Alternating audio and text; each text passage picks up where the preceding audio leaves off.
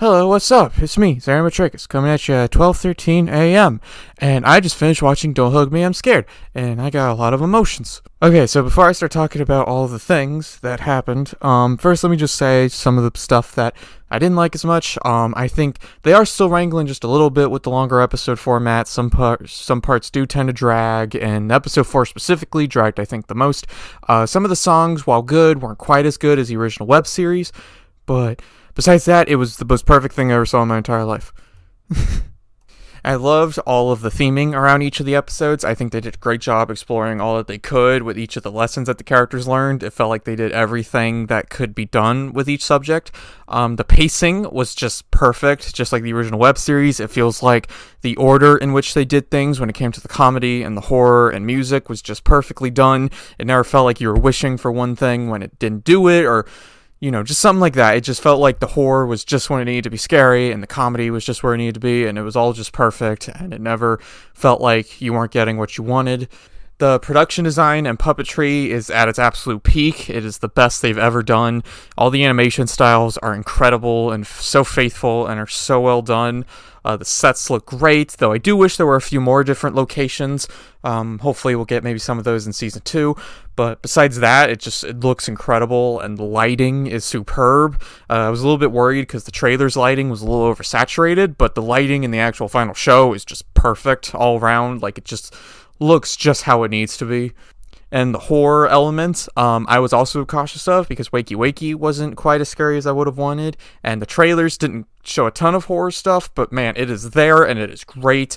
Episode 3 in specific leans the most into it, and it was just phenomenal the whole way through. It felt just like Hereditary, but even besides that, there's tons of gore, and there's a lot of blood, and they even swear, and it was just all around, it was there, and it was present, and it was just what I wanted. But the big elf in the room when it comes to this new show is episodes 5 and 6, which, oh my gosh, they were so good, because I was skeptical going into this and even watching it that there would be an overarching storyline.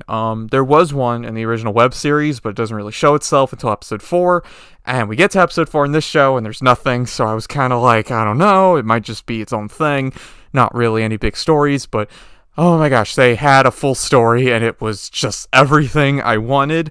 They drive in the car, and they escape. They escaped the thing, and they found the real world, and it was a junkyard, just like in the Fly teaser, which was just crazy, because it's like they're rediscovering the fact that they're in a new world, and they keep losing it, and it's just crazy. And then we meet this new woman. There's this woman named Leslie, and she's the new Roy. Which is just crazy. And my theory at the moment, there's no theories at the moment because it literally just came out, but my theory is that I believe that Leslie is the new Roy. I think that when the red guy turned off the machine, that created this universe that we currently see of this house and Leslie. And I think Leslie is the new showrunner, and while she runs things differently than Roy did, I think she's still evil, and she still has ulterior motives, but it's very different ones than Roy did, and you can kind of see that throughout the show. There's a lot less focus on brainwashing and this kind of like televised world. It's a lot more, I don't know how to describe it. It's a little bit more like cult feeling, I guess. It has a different feel, and we get that feel explained with Leslie. Leslie is the new Roy, and she is the one controlling this new world that we see. And the biggest shock, and I screamed so loud when I saw this, and my throat still hurts, was Red Guy and Duck. I think they're in the control room from the end of episode 6. They find all of the old characters, and they're all like dead or mangled, and I think that's the control room, and I think the control room lies in that attic of the house, and it's just crazy. I don't know what that means as far as the show goes. It's like, could they find it again, or are they stuck? 'Cause, oh my gosh, and I literally just realized this while recording this video, but when they zoom out in that final shot of the house, the wall that we don't see is the wall with the stairs. And that's why we never, oh my gosh, I'm just realizing these things. And that's why we never saw the stairs, because that's the point of view we see the puppets from, like the 180 rule kind of thing. That's where we see them. We never crossed that line, so we never saw the stairs. And thus they never saw the stairs. And it's just, it was just genius. It was it was perfect. It was genius. I've waited 6 years for this wrap up, and I didn't know if it was going to be satisfying or good. I was even skeptical while watching the show, just because it's overwhelming, it's a lot, it's new, And episode 4 did drag a little, but man, like they brought it, and it was just perfect. And I just can't believe we got these answers. And not only did we get the answers, but we got more questions, and it leads perfectly into a season 2. Which, oh my gosh, if Channel 4 does not renew this, they're making the biggest. I mean, it's saying a lot, but they're making the worst decision that they will ever make, because this is just perfect and needs a season 2. Because season 2 could be even better than this somehow. And I just, we need another season so bad. I mean, I can wait another like 2 or 3 years for it, but I just want to know what happens. Because yeah, he shreds the book, and we don't know what's in the book, and we gotta know what was in that book. It was perfect. It was the best thing I've seen this entire year. It was perfect. It was so good. And I don't think I'll be able to ever sleep or breathe for the rest of my life. But I want to finish and sign off this video specifically.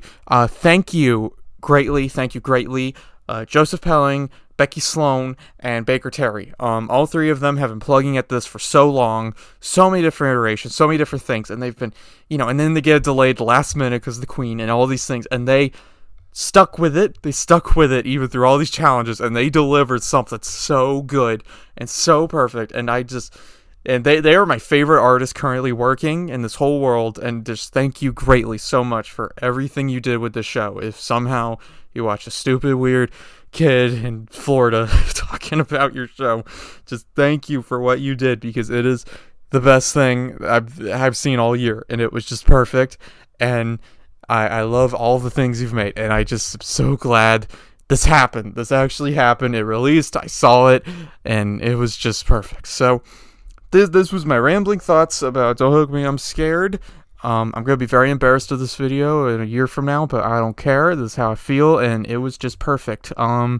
If you can't watch it, please go buy a VPN and try to watch it. If you're in America, if you're in the UK, then just watch it normally. Just find some way to watch it, or watch the original series if you've never seen that, because that's free. It's on YouTube, and it's perfect. Yeah, it was everything. It was everything I could have wanted. And now I gotta go see My Chemical Romance in 2 days, and I don't think my voice is ever gonna survive this week. So that's all. Thank you, Becky Sloan, Joseph Pelling, and Baker Terry, and I hope we get another season. And bye-bye.